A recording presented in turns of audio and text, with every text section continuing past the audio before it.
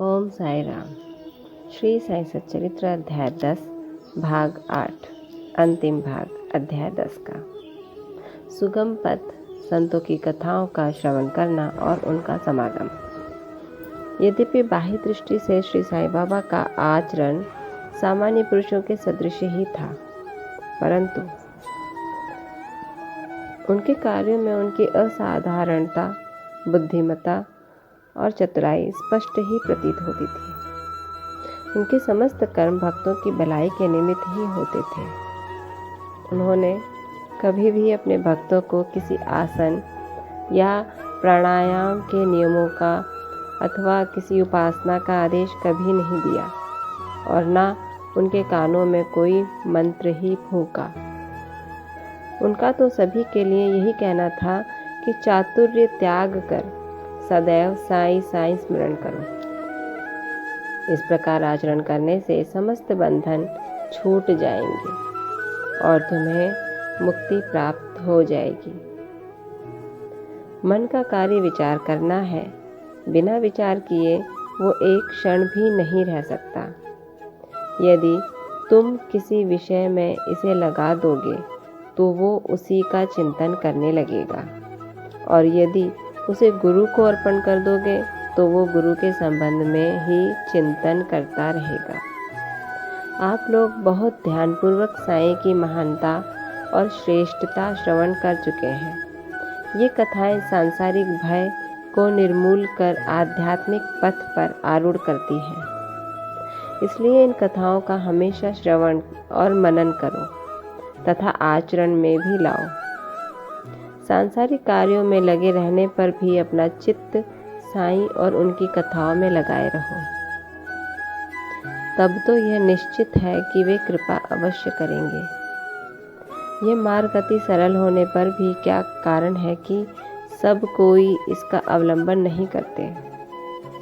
कारण केवल ये है कि ईश कृपा के अभाववश लोगों में संत कथाएं श्रवण करने की रुचि उत्पन्न नहीं होती। ईश्वर की कृपा से ही प्रत्येक कार्य सुचारू एवं सुंदर ढंग से चलता है। संतों की कथा का श्रवण ही संत समागम सदृश है।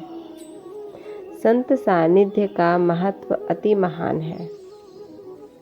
उससे दैहिक बुद्धि, अहंकार और जन्म मृत्यु के चक्र से मुक्ति हो जाती है।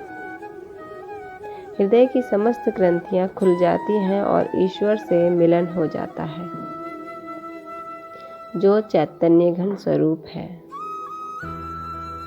विषयों से निश्चय ही विरक्ति बढ़ती है और दुखों और सुखों में स्थिर रहने की शक्ति प्राप्त हो जाती है और आध्यात्मिक उन्नति सुलभ हो जाती है।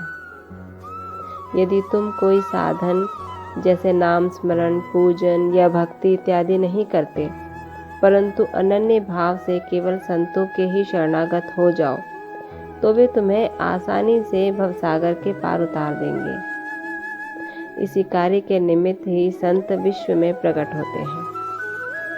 पवित्र नदियाँ गंगा, यमुना, गोदावरी, कृष्णा, कावेरी और आदि जो संसार के समस्त पापों को धो देती हैं, वे भी सदैव इच्छा करती हैं कि कोई महात्मा अपने चरण स्पर्श से हमें पावन करें। ऐसा संतों का प्रभाव है। गत जन्मों के शुभ कर्मों के फलस्वरूप ही श्री साईं चरणों की प्राप्ति संभव है। मैं श्री साईं के मोह विनाशक चरणों का ध्यान कर यह अध्याय समाप्त करता हूँ। उनका स्वरूप कितना सुंदर और मनोहर है। मस्जिद के किनारे पर खड़े हुए वे सब भक्तों को उनके कल्याणार्थ ऊदी वितरण किया करते हैं, जो इस विश्व को मिथ्या मानकर सदा आत्मानंद में निमग्न रहते थे। ऐसे सच्चिदानंद श्री साई महाराज के चरण कमलों में मैं बार बार नमस्कार करता हूँ। ओम साई राम। श्री सद्गुरु साईनाथार्पणमस्तु। शुभम भवतु। अध्याय 10 यहीं समाप्त होता है। कल अध्याय 11 का शुभारंभ होगा।